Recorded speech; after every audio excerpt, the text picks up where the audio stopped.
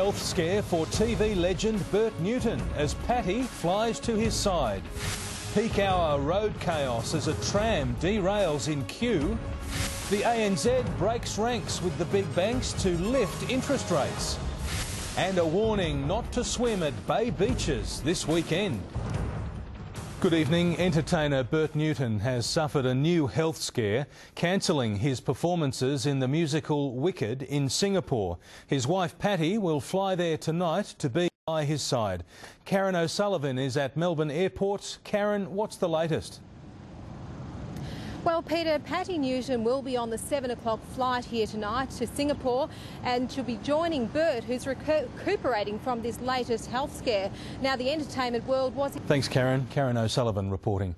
Major traffic disruptions on Barker's Road in Kew tonight after a tram derailment. The tram has buckled and folded in three after coming off the tracks just 30 metres away from the depot. More than 12 tram and safety officers are trying to work out how to remove it from the road. A female cyclist has been killed, knocked from her bike on an early morning ride when she wasn't wearing a helmet. Police believe the 36-year-old mother of two was also using headphones and may not have heard the car. The grim end to an early morning ride for a hillside mother of two young children. They had the machines in, they were trying to bring her back, doing CPR, but yeah, nothing. She was struck by a Nissan Coupe at the intersection of... The ANZ has lifted its variable interest rate, the first big bank to move since official rates were kept on hold. It's a relatively modest 0.06%, but it's infuriated Treasurer Wayne Swan. Wayne Swan says ANZ customers should run news. One of Geelong's biggest weekends of the year could be derailed by a lack of public transport. With thousands of visitors expected for the Davis Cup, all train services to and from the city will be shut down. Amy Parks is in Geelong. Amy, what impact will this have? Well, Mitch, tourism-wise, this was certainly going to be one of the most important weekends to the city of Geelong in the year. The news. And the EPA is advising people not to swim at Melbourne and Geelong's bayside beaches over the weekend. David Brown, there's a pollution fear with heavy rain forecast. Mitch, well, the EPA is counting on these storms, which are now lingering over the outer northern reaches of Melbourne, to intensify overnight, dumping some very extensive heavy rain and eventually washing pollutants into the bay. But widespread metro rain is highly unlikely. Nonetheless, the EPA has declared that 36 beaches around the bay will be unfit for swimming tomorrow. Alarmingly, half of the beaches are unfit for swimming today, Mitch. Thank you, David. More in the weather later on. Premier Baillieu has held talks with Alcoa management, but he's not making any promises. Alcoa's review of its Geelong smelter has sparked a political dogfight, with hundreds of workers facing a bleak future. The 600 Point Henry workers with jobs in limbo want action from the Premier. He needs to get off his ass and do something about it. But today they got talk. Now to the results of our web poll. We asked, are you worried about your job security? We had a big response. 69% said yes and 31% said no. Thanks for having your say.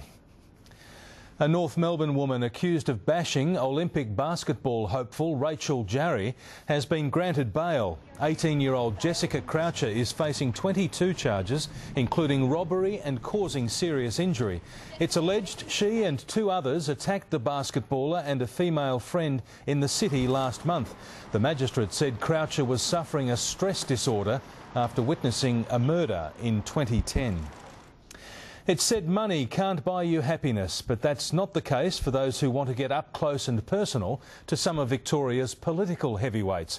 As Brendan Donoghue explains, the latest Liberal fundraiser has once again raised the ire of the opposition. Victorian MPs behaving badly. It doesn't mean you can behave like a pack of ratbags, which is what you're doing. But even ratbags on both sides of the political fence need to raise cash. The Supreme Court's been told an investor who bought a Braybrook house for $1,000 at a sheriff's auction got the bargain of a lifetime. The distraught homeowner is suing, but the buyer claims he's done nothing wrong. This is the house at the centre of an extraordinary legal dispute worth over $600,000. It sold for just $1,000 at an unreserved auction. Ahead in 7 News, trialling a new wonder drug to beat Alzheimer's. Why a popular tourist attraction is under threat in the city. And how thousands puffed around the tan for charity. Green protesters have chained themselves to federal government offices after the controversial HRL power station near Morwell was given another 6 months to meet funding conditions. Environment Victoria is taking legal action to try to stop the station being built and is dismayed at the government decision. The group started their protest at Parliament before moving to the Commonwealth offices. Melbourne's horse and carriage drivers fear new council permits will put them out of business. Alex McDonald's been operating in the city for 20 years and says this will destroy the industry. Alex, what's changed? They've changed our parking conditions and all the conditions on the permit. So basically we have to do what they say, otherwise they'll fine us and throw us out. Thanks, Peter. Alex McDonald. A little girl has relived the moment a man tried to abduct her in the toy section of an American department store. Alzheimer's disease has been reversed in mice. The United Nations has condemned the appalling brutality of the government crackdown in Syria. In finance news, the share market has closed lower, led down by the miners. BHP shed almost 2.5%. ANZ shares dipped, with the bank nudging up its mortgage rate today. The other major banks also dropped. The Commonwealth lost 53 cents.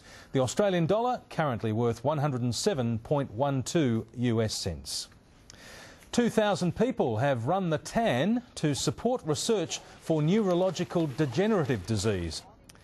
Sport now, and Sandy, sight for sore eyes for Saints fans. Some good news for the Saints, Mitch. Yes, favourite son Lenny Hayes passed his first test. More on that shortly. Also, Buddy Everywhere, the Hawks' new man in the midfield. And the Enforcers' crash-bang start to the Supercars. Hello again, and first to breaking news. Collingwood star Andrew Cracker will miss the NAB Cup and is in doubt for the start of the home and away season. Cracker, who spent more than a year in jail back in 2009, has been given 4 weeks leave from the club to deal with personal issues, thought to be depression. It's been a shocking week for the Pies, losing Alan Didek and Ben Johnson, both to injury. And in other footy news, it's happy days for Saints star Lenny Hayes, who's emerged unscathed from his first serious hit-out since a knee reconstruction last year. Hayes is on track to play round 1 after completing 3/4 of the Saints intra-club game. How much he's looking forward to the season opener in Adelaide next month. If he keeps that up, he'll be in home and away as well, Mitch. They look like the Texas Rangers. Thanks very much, Sandy. Checking last night's Powerball numbers now. The winning combination: 35, 9, 39, 37 and 19. The Powerball number 14. Next in 7 News, David Brown with more on our weekend weather, and all aboard for some precious flood victims in Sydney. Before the weather, breaking news: Westpac has become the second of the big banks to raise interest rates in defiance of the Reserve Bank by 0.1%. Now, here's David. Yes, thanks very much, Mitch, and good evening. Well, thunderstorms are drifting over the outer northern reaches of Melbourne this evening. The mercury, well, it almost cracked 27 degrees at just a few minutes after 4 o'clock this afternoon. Currently in town, it's 22.1 degrees. Relative humidity's high on 65%. And moments ago on radar, have a look at this. Storms are fairly extensive, but still well north of the city centre, affecting the Wallen and Lancefield area. And the storms are actually tracking north. And late last night, a severe thunderstorm dumped more than 100 millimetres of rain on Penrith in Sydney's outer west. Residents had to be rescued, as well as 150 greyhounds from a nearby farm. As we move on to the latest now from the satellite, this active trough is driving the wild weather that's been affecting New South Wales. It's now dipping in towards Victoria, sparking extensive storms. We've already had some heavy falls about the Otway Ranges. Those falls will continue overnight. And as we zoom in for a closer look, there is some good news. The rain will start to gradually ease from the west, but heavy falls are expected throughout Gippsland tonight and tomorrow. Around the nation tomorrow, a few more storms on the way up in Sydney. Only thundery storms from time to time. Not a lot of rain, that is, around 27 degrees. Adelaide, 1 or 2 clearing showers, 24. A humid day expected in Perth. Cooler though, 29 tomorrow. Back in Victoria, let's have a look. Showers gradually contracting east throughout the day, cool along the coastal fringe, and a strong wind warning is current. In fact, we're expecting strong southeasterly winds on the bay for most of the day, with showers gradually breaking as we progress throughout the afternoon. For the Melbourne's forecast, let's have a look now. We're expecting showers from time to time as we head for a top of 22 degrees. The next 7 days, let's take a look. Sunday, 1 or 2 further showers, 24 degrees, clearing up on Monday. Tuesday should be fine at around 26 degrees. That's the latest weather, Mitch. Stormy in the outer northern reaches of Melbourne tonight. Have a good weekend. You too, David. Thank you very much indeed. And that's the way it is this Friday, the 10th of February. Thanks for your company. Today Tonight is next with Matt White. I'll have updates throughout the evening. For now, good night.